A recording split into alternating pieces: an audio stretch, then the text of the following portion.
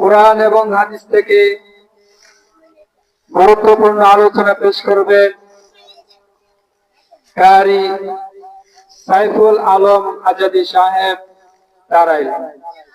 আপনাদের সামনে এই পর্যায়ে কোরআন হাদিসের আলোকে বয়ান পেশ করবেন কারি সাইফুল আলম আজাদী সাহেব তারাইল।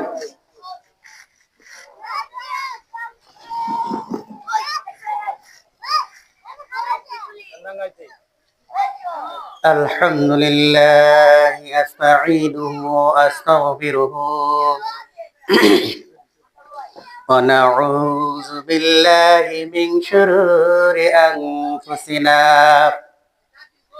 من يهد الله فلا مضل له ومن يضلله فلا هادي له ونشهد أن لا إله إلا الله وحده لا شريك له وأشهد أن محمدا عبده ورسوله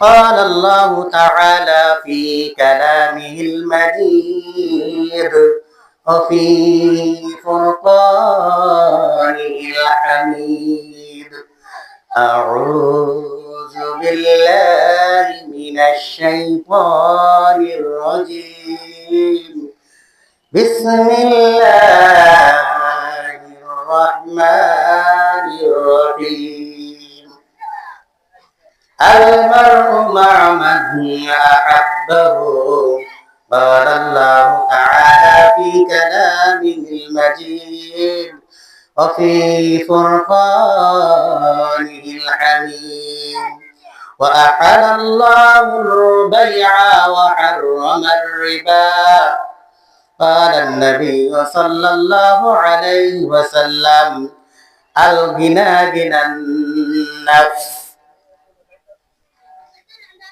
صدق الله العظيم আসসালামু আলাইকুম ওয়া রাহমাতুল্লাহি ওয়া বারাকাতুহু। আপনারা সবাই ভালো আছেন? সবাই ভালো আছেন তো? পিছনের আমার খুশি নাই। সবাই ভালো আছেন তো? কারণ কেন বলছি, এমন আওয়াজ যে বোঝা যাবে গুরুস্থান উঠতে আছে। হ্যাঁ, আমার মনটা খুব ভাঙ্গা ভাঙ্গা। ওরে কেমন করে ঘুমাও তুমি ফজর করে খাজা, এমন তো হতে পারে জোহরে জানাজা, এমন তো হতে পারে জোহরে জানাজা। আসছো কালি যাইবে খালি, কি খালি হাতে আসছি না আমরা? যাবো কি খালি হাতে যেতে হবে না? তাহলে এত টিয়া বসার মাত বুড়ি বেড়ে গিয়ে খিলাফ হইব।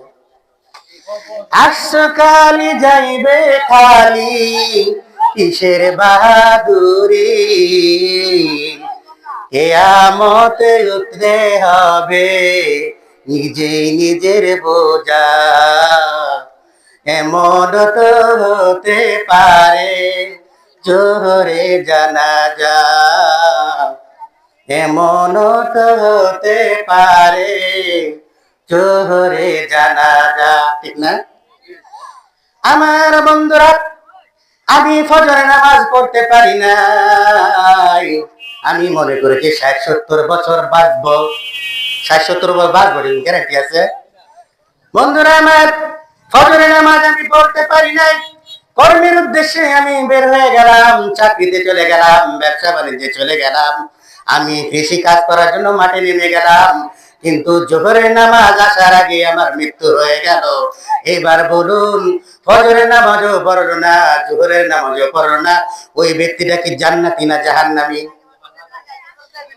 কারণ ফজরের রক্ত হাজিরা দেওয়া হলো না, জোহরের নামাজেরও হাজিরা দেওয়া হলো না, মাঝখানের সময় সে মারা গেল। যেহেতু আল্লাহর হুকুম হলো নামাজ পড়া, আর নামাজ পড়াকে যে ব্যক্তি ছেড়ে দিল সেই ব্যক্তি জাহান্নামী হয়ে গেল। বন্ধুরা আমার, একজন একটা কুকুরকে যদি একটা প্লেটের মধ্যে বিরিয়ানি, কাবাব, গোশত বোনা, দামি দামি যত খাবার আছে সাজায় দেন, আর এক পাশে যদি একটু পায়খানা রেখে দেন, কি রাখবেন? পায়খানা। আমরা আঞ্চলিক ভাষায়, আমাদের কিশোরগঞ্জের ভাষায় হলো গু, একটু যদি গু রেখে দেয়, এই কুকুর আর শুকরের সামনে যদি ওই সুন্দর নাস্তার খাবারের প্লেটটা দেওয়া হয়, এই কুকুর আর শুকর কি পছন্দ করবো? এর কাছে কি বিরিয়ানি ভালো লাগবো? এর কাছে কাবাব, রোস্ট, বোনা এর কাছে ভালো লাগবে? বরং কুকুরের স্বভাব হলো আর শুকরের স্বভাব হলো, যত ভালোই খাবার থাকুক না কেন রে, সে কিন্তু পায়খানাটাতেই মুখ দিবে। ঠিক কিনা? আমার বন্ধুরা, এই সমাজের মধ্যে কিছু মুসলমান নামদামি কিছু মানুষ আছে,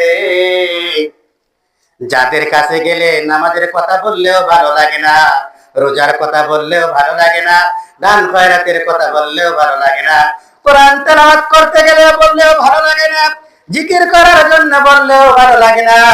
সে তখন শুধু তার একটাই স্বভাব, সে সুদ ঘুষ খাইয়া ফ্যাক্টরে মুড়া কইরা সে ঘুষটাকেই পছন্দ করে। ঠিক কিনা? আমার বন্ধুরা, এরকম কিছু নামধারী মুসলমান যারা সুদ খায় আর ঘুষ খায়, তারা হলো সমাজের, দেশের জন্য তারা হলো মরণ ব্যাধি, ক্যান্সার। জোরে বলেন ঠিক কিনা? এরা এমন ভাবে টাকা লাগায়, 10 টাকা 15 টাকা সুদ হইল, 5,000 টাকা দিল, কিন্তু 5,000 টাকাকে যদি সে চুক্তি করে যে আমার 5,000 টাকা আগামী বৈশাখ মাসে দিবা, কিন্তু 5,000 টাকা আমার আর 1,000 টাকা অর্থাৎ 6,000 টাকা দিতে হবে, এটাই হলো সুদ। আর যদি বলা হয়, নেও ভাই ভাই, বন্ধু, বাবা, ও মা, ও মেয়ে, এই 5,000 টাকা নাও, তুমি অভাবে পড়ে, তুমি কষ্ট বিপদে পড়ে আছো রে মা, এই 5,000 টাকা নাও, তুমি জমিতে ফসল বোনো, আর ফসল হওয়ার পরে আগামী বৈশাখ মাস পর্যন্ত তুমি চলতে থাকো। চলতে চলতে যদি তুমি বোঝা যায় তুমি সুখী আর সমৃদ্ধ, তুমি ভালো সংসার নিয়ে চলতেছো, তোমার যদি মনে চায় আমাকে কিছু তুমি হাদিয়া দিও, কিন্তু চুক্তি করা হয়ে গেল হারাম। জোরে বলেন ঠিক কিনা? চুক্তি করা হলো হারাম, আর এটাকেই বলা হয় সুদ। জোরে বলেন ঠিক কিনা? আমার বন্ধুরা, কি বোঝাবো? সারা অঙ্গে ব্যথা, ওষুধ লাগাবো কোথায়? হ্যাঁ, রাস্তা দিয়ে হাঁটি, বেগানা মহিলাদেরকে দেখলে, বেপরদা মহিলাদের দেখলে বড় বড় চোখ তাকায় ডেবডেবায়া দেখতে থাকি। বন্ধুরা আমার, ওই যে বেগানা পুরুষ, বেগানা মহিলাকে বেগানা পুরুষে দেখলো, এটা কিন্তু চোখের গুনাহ হয়ে গেল। হাতের দ্বারা যদি কাউকে অপরাধ করা হয়, হাত দিয়ে যদি কাউকে অন্যায় ভাবে পিটানো হয়, কাউকে যদি হত্যা করা হয়, কারো জমি দখল করা হয়, কারো বাড়িতে চুরি করা হয়, কাউকে যদি অন্যায় ভাবে জুলুম করা হয়, সেটা কিন্তু হাতের গুনাহ হয়ে গেল। পা দিয়ে চলতে চলতে এমন অন্যায়ের জায়গায় চলে গেলাম, যেখানে গেলে যেমন মসজিদে গেলে নেকামল সওয়াব হয়, আর সিনেমা হলে গেলে সব হলো। আমার বন্ধুরা, ওই পাও যে যদি কেউ অন্যায় কাজের মধ্যে চলে যায় আর গুনার কাজ করে, ওই পাও কিন্তু গুনাহ হয়ে গেল। সুতরাং সারা অঙ্গে ব্যথা, ওষুধ লাগাবো কোথায়? সব জায়গায় তো ব্যথা। আমার বন্ধুরা, ওই ব্যথাকে দূর করতে হলে বর্তমান সময়ের মধ্যে যে সময়টা, সেটা হলো সুদ ঘুষের প্রচলন। এই সুদকে আগে বন্ধ করতে হবে। সুদকে আগে কি করতে হবে? বন্ধ করতে হবে। আমার বন্ধুরা, ছোট্ট একটা হাদিস, হাদিসের মধ্যে আছে সুদের 70টি স্তর রয়েছে। কয়টা রয়েছে? 70টি স্তর রয়ে গেছে। সুদের 70টি সাবজেক্ট, বিষয় রয়ে গেছে, বিভাগ রয়ে গেছে। সর্বনিম্ন বিভাগ হইল, সর্বনিম্ন শ্রেণী হইল আপন মায়ের সাথে জিনা করা। আমরা যারা মুসলমান, তারা কখনো চাবো তার নিজের মায়ের সাথে কিনা হারার জন্য। যারা বলেন নাউযুবিল্লাহ। আমার বন্ধুরা, আরো বলা হয়েছে কেউ যদি 1 টাকা সুদের খায়, 1 টাকা যদি কেউ সুদ খাইলো রে বাবা, এই 1 টাকা সুদের বিনিময়ে আপন মায়ের সাথে 42 বার জিনা করার গুনাহ হবে। জোরে বলেন নাউযুবিল্লাহ। তাই এখন কি আমরা সুদ খাইবো না ছাড়বো? কেডা কেডা সুদ খাইবে না? না আমি খাইতাম না তো। বুঝতে বলেছে, যাক আলহামদুলিল্লাহ, আল্লাহ বুঝলে। আল্লাহ আমাদের সকলকে তৌফিক, আল্লাহ তাআলা আমাদেরকে সুদ থেকে বাঁচার তৌফিক দান করুন। সবাই বলেন আমিন। আমার বন্ধুরা, যেই ব্যক্তি 5,000 টাকা বা 50,000 টাকা দিয়ে বললো বাবা রে তুমি একটা বছর পুরা তোমার সংসারটাকে চালাও, আর তুমি যদি সুখ সমৃদ্ধি ফিরে পাও, সচ্ছল অবস্থায় যদি তুমি চলতে পারো রে বাবা, তাহলে তুমি তোমার খুশি মতো যদি পারো আমাকে কিছু দিও, যেটাকে কর্জ বলা হয়। এই কর্জ যদি কেউ দেয়, আর ওই লোকটা টাকাটা নিয়ে যদি হাদিয়া স্বরূপ তাকে যদি 10,000 টাকা দেয় রে বাবা, ওটাই কিন্তু হয়ে যাবে হালাল। কিন্তু চুক্তি করা হলো হারাম। 50,000 টাকা নিছো, আমার 55,000 টাকা দিতে হবে, 5,000 টাকা বেশি দেবে, এটাই হলো হারাম। জোরে ঠিক কিনা? এই জন্য সুদ খাওয়ার সময় যারা সুদ খাবে এরা কখনোই উন্নতি হবে না। আমি বাহ্যিক সুরতে দেখতেছি, সুদ খাইলে, সুদ খাওয়ার পরে দিয়া দেখা গেল বাড়ি গাড়ি হয়ে গেল, কোটিপতি হয়ে গেলাম, টাকা হলো বস্তার বস্তা। হ্যাঁ, টাকা বস্তার বস্তা টাকা। আমি একজনে গেলে জিগাই, এই লোকটারে আমি কোনোদিন দেখছি না কোন কাজ করতে, বুঝছে? তো হঠাৎ করে গেলাম, চাচা খালি বাজারে যখনই যায় ওই যে সুকরা আছে না, মাছ ধরে যারা, আপনারা তো গ্রামের মানুষ চিনেন, ওই সুকরা নিয়ে যায়, মাছ ওটার মধ্যে লয়, আলু ওটার মধ্যে লয়, টমেটো অর্থাৎ বড় একটা সুকরির মতো এটা নিয়ে সবকিছু নিয়ে প্রতিদিন কিরকম গরম গরম বাজার, টাকা গরম গরম দিয়ে দিয়ে বাজার করে চলে আসে। কিন্তু তার আমি কোন দেখি না সে কোন কাজ করতে। একদিন দিলাম, চাচা এই আপনি তো দেই না কিছু করতে, তো কি কাজ করেন? দেই আবার গরম গরম বাজারে না। আলহামদুলিল্লাহ, হ্যাঁ, রিজিক যখন মালিক আল্লাহ তাআলা, রিজিক তো আল্লাহ বিলাবে, তো আপনার কাজটা তো কিছু দিই না, কি কাজ করে আপনি একটু বাজার করেন গরম গরম? ও বাবা রে কইও না, এই আমার 2-3 লাখ টাকা আছে, আমি মাঠও ভালাই দিছি। তাই আমি কি ব্যাপার 2-3 লাখ টাকা মাঠও ভালাই দিছি, এটা সুরে দেখাইতে নিছে না পারে বাবা রে, এই দেখাই পালানি না, এইটা হলো 2-3 লাখ টাকা আছে, এটা আমি সুদের উপরে লাগাইছি, বছর বছরে যে টাকাটা আছে লাভটা, এটা দিয়ে আমি বাজার করে আর গরম গরম খাই। আমি কো হো চাচা শুনেন বাবা, আপনি সুদ খাইতেছেন, মনে করতেছেন আপনি সুখী, না না না, আপনি বাহ্যিক সুরতে দেখতেছেন সুখী, কিন্তু আসলে আপনি সুখী না। আপনার মনের ভিতরে পেরেশানি, আপনার মনের ভিতরে হাহাকার আর চিল্লানি আর কষ্ট, কারণ দেখা গেল আপনি সুদ খাইয়া যে সন্তানটাকে জন্ম দিয়েছেন, ওই একটা সন্তান দেখা যায় আপনার কথা শুনে না, আর একটা সন্তান দেখা যায় বডি নিয়ে আপনার কুবাইতে আসে, আছে না? কারণ কি? আমার নিজের জন্মের দোষ, আমি জন্ম দেওয়া ভুল করেছি। আমি যদি নবীর নামে দোয়া করে হালালকে যদি আমার সন্তানকে জন্ম দিতাম, সেই ছেলে আমার কখনো অবাধ্য হতে পারতো না। জন্ম ঠিক কিনা? আর হারাম করে জন্ম দিচ্ছি, তাদের সন্তানের ভালো আশা আমি কি করে করতে পারি? আমার বন্ধুরা, চাচাকে বললাম, চাচা দেখতেছেন আপনি 5 কোটি টাকার মালিক হয়েছে, বাবা রে সুখ নাই, সুদের মধ্যে শান্তি নাই, কারণ আল্লাহর নবীর কথা কখনো মিথ্যা হতে পারে না। জোরে ঠিক কিনা? সুদের মধ্যে আছে গজব আর আযাব, আর আর ব্যবসার মধ্যে হয়েছে শান্তি। জোরে বলে ঠিক কিনা? হালালের মধ্যে রয়েছে শান্তি।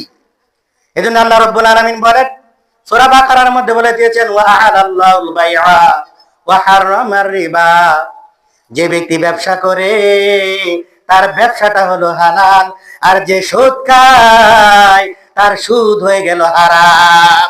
তাহলে আল্লাহর কথা বড় না সুদ খায় আমি সুখে আছি, আমার মন মতো চলা বড়? আপনারা বলেন আল্লাহর কথা বড় কিনা বলেন? এই জন্য আল্লাহর কথা বড় হলে তাহলে আল্লাহর কথা শুনতে হবে না? তার রাসূলকে যে আল্লাহ বলেছেন আল গিনা গিনা নাফস, রাসূল বলেছেন কি, হে নবী আপনি আপনার উম্মতদেরকে বলে দেন যারা সুদ খায়, সুদ খাওয়া হইল হারাম। তাহলে আল্লাহ যদি নবীকে না জানাতেন, নবীকে আমাদেরকে বলতেন? এই জন্যে নবী কথা বলা হলো শান্তি, আর নবী কথা মানা হলো শান্তি। আমরা যদি কোনো হিন্দু ভাইকে জিজ্ঞে ভাই তোমাকে কে সৃষ্টি করেছে, সে কি বলবে? বলে এ আমার ভগবান সৃষ্টি করে, কইতো না। আসলে ভগবান টগবান বলতে কিছু নাই। ইসলাম, আল্লাহ পৃথিবীতে একমাত্র ইসলামকে প্রতিষ্ঠিত করেছেন, আর বাকি কোনো ধর্ম নাই। জুড়ে বলে ঠিক কিনা? হিন্দু, বেদিন, বৌদ্ধ, খ্রিস্টান সব সব যাবে জাহান্নামে, একমাত্র ইসলাম মুসলমানের যাবে জান্নাতে। জুড়ে বলে ঠিক কিনা? বিকল্প কোনো ধর্মই নাই। আল্লাহ যেখানে বলেছে ইসলাম, যারা ইসলামকে গ্রহণ করবে, আমি আল্লাহকে মানবে, ফাদখুলি ফি ইবাদি ওয়াদখুলি জান্নাতি। যে ব্যক্তি ইবাদত করবে আর ইবাদত করতে করতে তার দিলটাকে প্রশস্ত করে দিবে, সে আল্লাহর প্রেমী হয়ে যাবে, নবী প্রেমী হয়ে যাবে। আগে দাড়ি ছিল না, দাড়ি এসে গেল। মাথায় টুপি ছিল না, টুপি এসে গেল। পাঞ্জাবি ছিল না, পাঞ্জাবি এসে গেল। মসজিদে যাইতো না, গিয়ে এখন নামাজ পড়ে। 5 ওয়াক্ত নামাজও তো পড়ে রে, পারেন সে এখন তাহাজ্জুদের নামাজও পড়ে। ওই রকম ব্যক্তি, ওই রকম আল্লাহওয়ালা যখন হয়ে যাবে, আল্লাহ তাআলা বলেন তুই যখন তোর ইবাদত করে দিলটাকে প্রশস্ত করবি রে বাবা, তুই হাসতে হাসতে জান্নাতে প্রবেশ করবে। জোরে বলেন ঠিক কিনা? নারে তাকবীর, নারে তাকবীর, নারে তাকবীরের আওয়াজ শুনলেও বোঝা যায়। এই যে কইছিলাম না, গুরুস্থান চাইছে, গুরুস্থান তো মাটি টাটি দিয়ে আইলে, দাপন দিয়ে আইলে মনটা একটু মরাতে ভাঙা ভালো কথা বলে এরকম বোঝা না। কিন্তু আল্লাহ রাসূল বলেছেন নারে তাকবীরের তুমি এরকম হবে, কাফেরের জন্য হবে গুলিকার, আর ঈমানদারের জন্য হবে পাক্কা আল্লাহু আকবার। জোরে বলেন ঠিক কিনা? ঈমানদারদের জন্য হবে পাওয়ার, কাফেরদের জন্য গুলিকার। জোরে বলেন ঠিক কিনা? না আমরা যে কে কইছি এটা তো হিন্দুরা তার পিড়ে দিকা। নারে তাকবীরের আওয়াজ এমন হওয়া উচিত, হযরত শাহজালাল রাহমাতুল্লাহ আলাইহি নারে তাকবীরের আওয়াজ দিয়েছেন, গোর গোবিন্দের বিশালা বিলিং ভেঙে তরতর করে ভরে গেছে। জোরে ঠিক কিনা? এরকম ইমানের পাওয়ার রাখতে হলে নারে তাকবীরের আওয়াজকে জোরে ধ্বনিত দিতে হবে। নারে তাকবীর! এইবার বলা হয়েছে, এইবার বোঝা যায় মুসলমানের বাচ্চা। আমার বন্ধুরা, ওই চাচাকে বললাম চাচা বাহ্যিক ছুড়েতে আপনি দেখতেছেন গো চাচা, বস্তার বস্তা টাকা আপনার ঘরে, 3 তলা বিল্ডিং করেছেন, রঙিন সাজ সরঞ্জাম দিয়ে ঘরটারে সাজাইছেন। 5টা পোলা বিদেশ, 2টা পোলা দেশে চাকরি করে, একটা আর্মি, একটা পুলিশ, সব কি ডাকো ডাকো না, সব বড় বড় না। কিন্তু চাচা আপনি যে সুদ খাইতেছেন গো চাচা,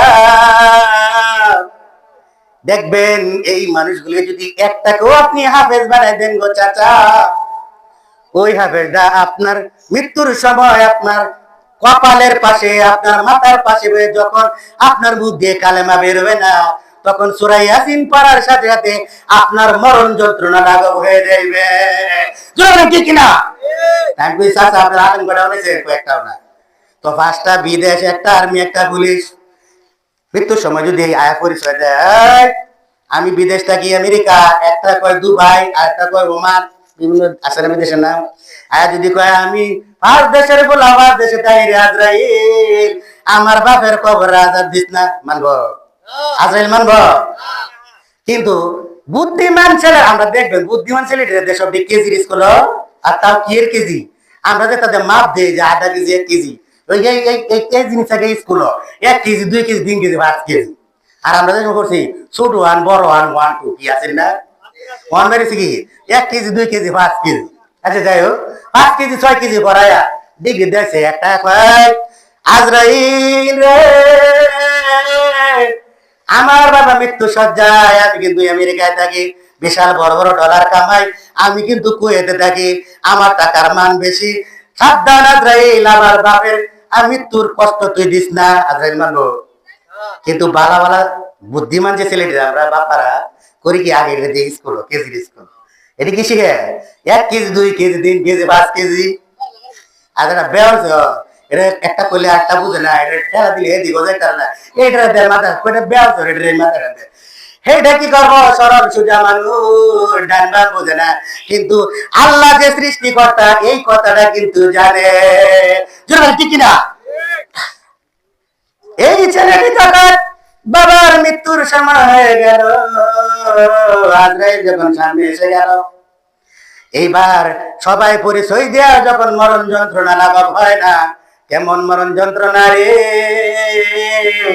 পাও একে বেঁকে চলে যাচ্ছে, জিব্বা বের হয়ে যাচ্ছে, দাঁত দিয়ে নিজেই জিব্বা নিজেকে কামড়ানো শুরু করছে, চোখ লাল হয়ে গেল, বড় বড় হয়ে গেল, মুখ দিয়ে ফেনা ছোটা শুরু হয়ে গেল, এমনকি পেশাব পায়খানাও করে, আছে না মৃত্যু সে যেমন মানুষ।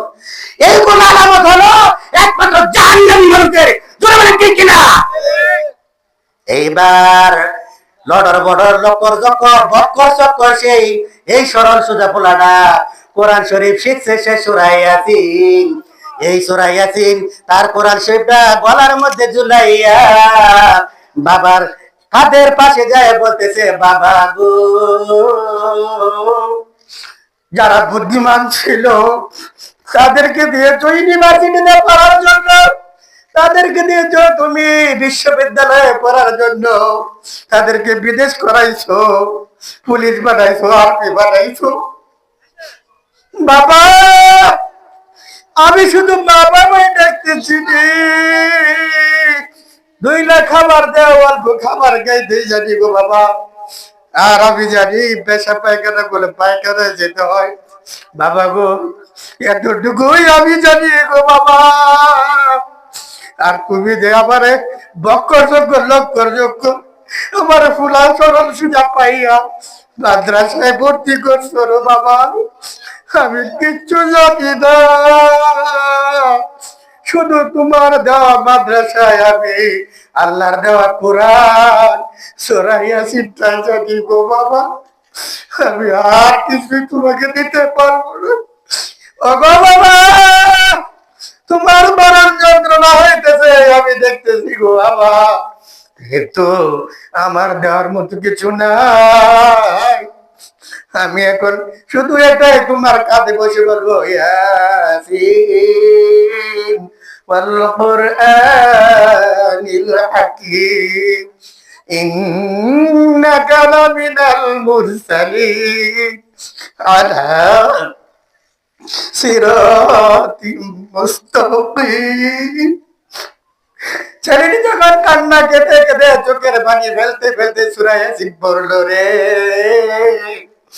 ওই বাবার মৃত্যুর যন্ত্রণার সাথে সাথে লাঘব হয়ে গেল। জোরে বলি সুবহানাল্লাহ।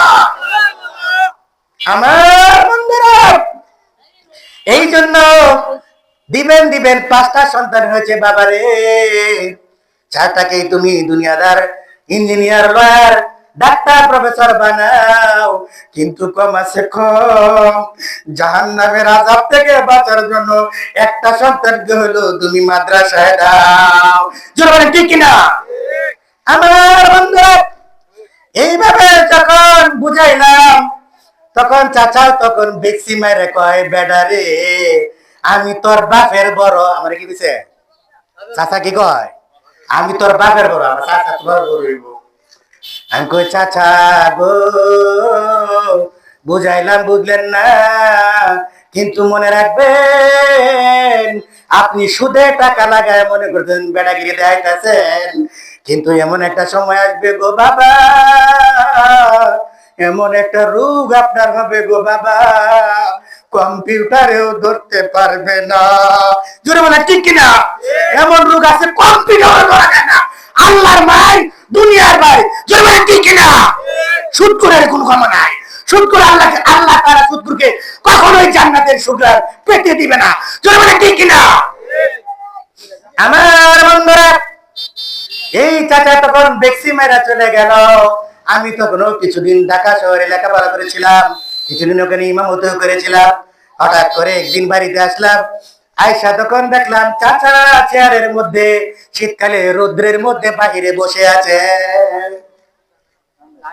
আমি যাই চাচাকে সালাম দিলাম, আসসালামু আলাইকুম, কেমন আছেন খালু? জিজ্ঞেস চাচা জিজ্ঞেস, খুব ভালো।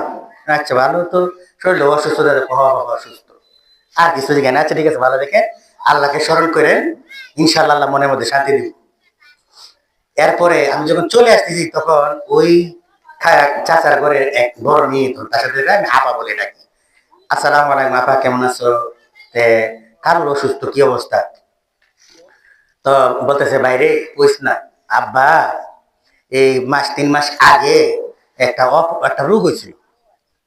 কি রোগ হয়েছিল? বলে ভাই পেশাবের রাস্তা দিয়ে পায়খানা বাড়ি, তো এর চাইতে খারাপ রোগ কি আর দুনিয়াতে আছে? নাই। তাহলে এই রোগটা কি কম্পিউটারে ধরা পড়বো? পেশাবের রাস্তা দিয়ে পায়খানা বেরিয়েছে, তখন অপারেশন করতে গিয়ে 3.5 লাখ 4.5 লাখ টাকা খরচ হয়েছে। তখন আমি মনে মনে আল্লাহর কাছে তওবা করলাম, আল্লাহ সুদের কথাতে একদিন আমি বয়ান করতাম, আল্লাহ জীবনেও টাকা দিন না। সবাই বলেন আমিন। তাইলে এমন রোগ হবে রে বাবা, বাহ্যিক সুরতে তুমি দেখতেছো লাখ লাখ টাকার মালিক, কিন্তু আসলে তোমার মতো ফকিন্নি দুনিয়ার মধ্যে কেউ নাই। কারণ তুমি দুনিয়াতে বিপদে হলে কেউ তোমার সাহায্য করবে না। জোরে বলে ঠিক কিনা? আমার বন্ধুরা, এই হলো অসুখ। তারপরে আমি যখন আরেকজনকে জিজ্ঞাইলাম, এই লোকটা নাম বলবো না, এলাকার নাম বলবো না, হ্যাঁ, এই তার নামও বলবো না, চিনে ফেলবেন আপনারা এলাকারই। এই লোকটা বাস ব্যবসায়ী, এখনো সুদের ব্যবসা করে। আমি তার তখনই বলছি মা সুদ খায় না, মামিরারও বুঝাইছি যে আপনারা সুদ খায় না, ভালো। একটা ছেলে ছিল, বড় 2টা ছেলে না 3টা ছেলে। ছোট ছেলেটা আমি জানি না, কিন্তু বড় ছেলেটারে এত মানে সুদে টাকা লাগাই, এত গাদার মতো খাটাইতো। আমি ছেলেরা বলতাম, ভাই শোনো তোমার বললো সুদ যাতে না খায় ভাই, ভালো না। ও ভাই আর কি করবো, আপনারা তো বুঝাইছি মানে। তখন ছেলেরা গাদার মতো কাটতো, মাটি কাটতেছে, যা যা গরুকে কচুরি পানা কাটতেছে, দিতেছে, খাওয়া ধান আনতেছে, বানতেছে, শরীর মানে তার রেস্ট নাই। সারাদিন 24 ঘন্টা কাজ দিই। যখনই আমি ঘর থেকে বেরোই আর দোকান থেকে আসি, তখনই দিয়ে কাজ করে দেয়, রেস্ট করি। আমি বলবো আচ্ছা যেটা হোক, তুমি নামাজটা হোক। আচ্ছা ভাই এসে নামাজ পড়বো, কথা আছে কিন্তু না পড়তো। এই ছেলেটা মোটামুটি ভালো ডাঙ্গ রয়েছে। পরে কিছুদিন পরে দেখলাম ছেলেটা এমন একটা অসুখ হয়েছে, এমন অসুখ হয়ে গেল যেটা আমরা সাধারণ ভাবে বুঝি পেটের ব্যথা। কেউ বলে গ্যাস্ট্রিক হয়েছে, কেউ বলে আলসার হয়েছে, কেউ বলে পরে গিয়ে ব্যথা পেয়েছে, কি এটি পরীক্ষা আছে না? কিন্তু এমন ব্যথা হলো রে, এমন ব্যথা হয়ে গেল, গ্যাস্ট্রিকও না, আলসার না, পরে গিয়েও ব্যথা পায় নাই, এক্সরে আলট্রার মধ্যে ব্যথাও আসে না। এমন রোগ হলো রে, শুধু ব্যথায় সকাল বিকাল কাতরানি শুরু করে দিল। অসুখ কিছু কিছু সময় আমরা মনে করি আরে সুদ খাইতেছি ওই লোক যারে করে দেওয়া মানে, কিন্তু না, বাবা মার পাপের কারণে সন্তানরা অনেক সময় অস্বস্তি ভোগ করে। জরুরি ঠিক কিনা? পাপ বাপেরও ছাড়ে না, পাপ বাপেরও ছাড়ে না। ছেলেটা কিন্তু বুঝাইছে, বাপের মানছে না, কিন্তু বাপের না ধরে ছেলেরা ধরে। ছেলে কি বাপের সন্তান না? পাপ বাপ কেউ ছাড়ে না। জরুরি ঠিক কিনা? শান্তি নাই, সুদ খেয়ে কেউ শান্তি পাইব না। সুদখোর জাহান্নামের সর্বনিকৃষ্ট সবচেয়ে খারাপ জায়গায় থাকবে। জরুরি ঠিক কিনা? আমার বন্ধুরা, এইভাবে এরকম তখন আরেকজন লোক, এটাও নাম বলবো না, চিনে ফেলবেন, ওই মহিলাটাকেও দেখতাম। তার মনে হয় 5টা ছেলে হবে। এই ছেলেগুলো বর্তমানে মোটর সাইকেল ভাড়া দেয় তারাল বাজারে। নাম বললে অনেক ছিল, নাম বলবো না, এলাকাটাও বললে চিনে ফেলবেন, আমি বলবো না। তখন এই ছেলেটাকে আমি বললাম, এই আফারও বললাম, আফা এই সুদ খায় না, এটা তো ভালো না। আমার বুঝাইতেছ, বুঝাইছ না, এরকম করতো। আর যদি বলতাম আফা আসো আমরা কিছু ইমানি আলোচনা করি, আমি কিন্তু প্রায় সময় অনেকের ঘরে গিয়ে জমা পাইলে কথা বলি। ওটা আরে ভাই তুই যে কিতাব পড়, এটা ভুললেও ডর করে। ডর মানে কি? ভয় করে। ওই যে কবর আযাব, জান্নাতের আলোচনাগুলো করি, জাহান্নামের আলোচনাগুলো করলে তার ভিতরে ভয় ঢুকে যায়। কোন ভাই তোর দ্বারা বইতাম না। আর এই ভয় লাগবো, আর এই ভয়ের কথা বললে, ইমান আলোচনা শুনলে আমি ফাঁপাও ছেড়ে দেব, সুদও ছেড়ে দেব, বাদে আমার এটা কিছু থাকতো না। তুই আমার দ্বারা আইস না, আমার এবার ডাইরেক্ট না। আমার বন্ধুরা, আমি বলতেছিলাম আপা গো, এখন তুমি বুঝতেছো না সুদের টাকার কারণে, গরম গরম টাকার কারণে তুমি চিন্তা করতেছো আপা গো। আজকে বুঝি তুমি সুখে, তুমি লাখপতি, তুমি কোটিপতি, কিন্তু আপা গো আল্লাহর মায়ের হলো দুনিয়ার ভাই। আল্লাহ ধরে না, ধরলে কিন্তু ছাড়ে না। ইন্না বাতশা রাব্বিকা লাশাদীদ। আল্লাহ বান্দাকে সুযোগ দেয়, আল্লাহ বান্দাকে ছাড় দেয়, ধরে না।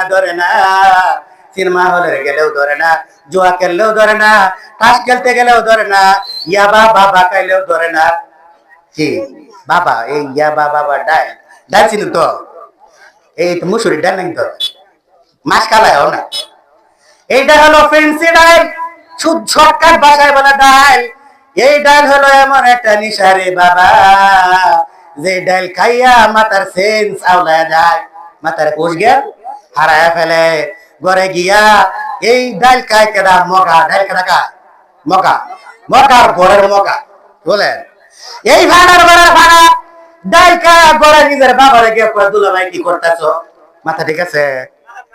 হ্যাঁ, মারে কে বনু রানছো যাচ্ছ, বোন কয়ে আমি তো আমার তোর মা, মা বোন তুই আর কথা কইস না। মা কোথায়? আমি তোর মা। কয় বোন কথা কইস না। মাথা ঠিক আছে? এমন ফাটার ফাটা এই এবা ডাইল খায়া রাস্তার 3 ভতের মাথা কারয়া নিজের লুঙ্গিটা মাথা মাঝে বাঁধছে। ওর কি পর্দা আছে না? সদর কাঠ খোলা। এই লুঙ্গি মাথায় পেঁচায় 3 ভতের মুড়ে দাঁড়ায় কয়, এনে কেউ বেড়াগিরি করতে পারতাম না, আমি হইলাম বাংলার প্রেসিডেন্ট। এটা প্রেসিডেন্ট না মাথা? ইয়াবা খায়া এটা আউলা গেছে না বাবা রে। আল্লাহ ধরে না, ধরলে কিন্তু আর চাইরে কথা কব না। যখন সময় হয়ে যাবে গাড়ি পিছনে কাপ করে ধরে ফেলবে, তোমার বাবাও তোমাকে ছুটাতে পারবে না। চলে ঠিক কিনা? সুদ ঘুষের মাপ নাই, সুদের কোনো ছাড় নাই। এই জন্য বন্ধুরা আমার, নারায়ে তাকবীর।